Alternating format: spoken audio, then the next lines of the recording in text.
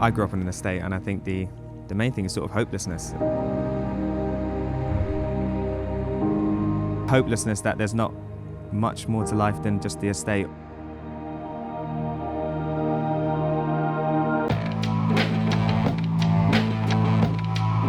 We launched into St Francis del Way about a year ago. So we joined the congregation that was already here. So there's a small team of us of about 5. Most people recognise that the Church of England is underrepresented in terms of its leadership in areas of ethnic diversity, social diversity and educational diversity. So we've started this new stream of theological training, and we're calling it the Peter Stream.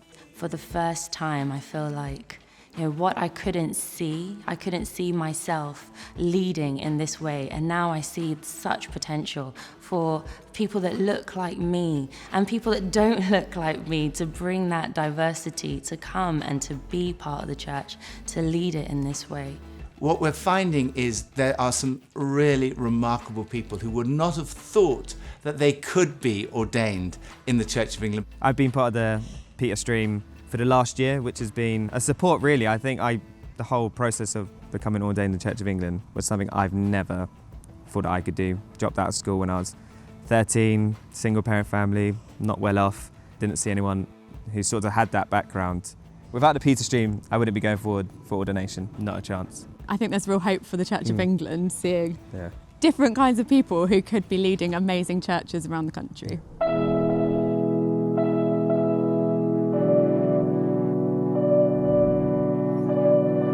I didn't know anybody when I moved to Bristol. The challenges that you face moving away from home, because uni is so demanding, at least somebody will suffer with mental health.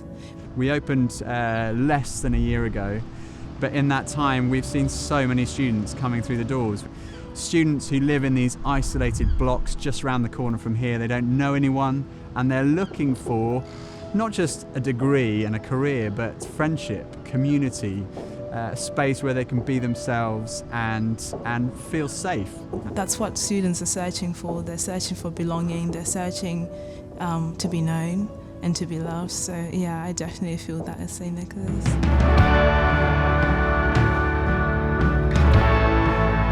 St Peter's was itself a church plant from HTB in 2009, and since then we've been able to plant ourselves 5 times, one of which is the White Hawk Estate, which is an area of particular urban deprivation in Brighton. So White Hawk is a community on the edge of Brighton, and it's slightly overlooked, and it's got a lot of challenging issues, a lot of child poverty, food poverty, a lot of social housing. So lots of people within this community are really struggling in different ways. I came from a non-Christian background. My mum didn't want me when I was first born. I lived with my nan and granddad. When I was nearly 7, she came back and got me because she was going to remarry. He sexually abused me and my sister for several years. I then had a baby when I was 18, who unfortunately died of meningitis. I was fast-tracked to be a probation officer, but within that time I'd started coming to the local church. I started asking lots of questions, and Kate took me down to St Peter's, our resource church, which is where I did Alpha. And I asked lots of questions and I received lots of answers, and that's when I became a Christian. We have lots of teenagers kind of running around the estate. Lots sit on the steps of the church, and you just see a sense of hopelessness, and they're crying out for love. I get emotional about this. Give me a second. Sorry.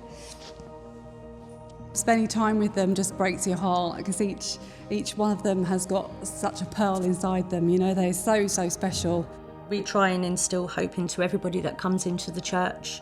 Let them know that they do have a future, and that there's so many opportunities out there for them, that the girls don't have to get pregnant, that the boys don't have to go to jail, that we can show them that there is another way of life. Jesus is good news to the poor.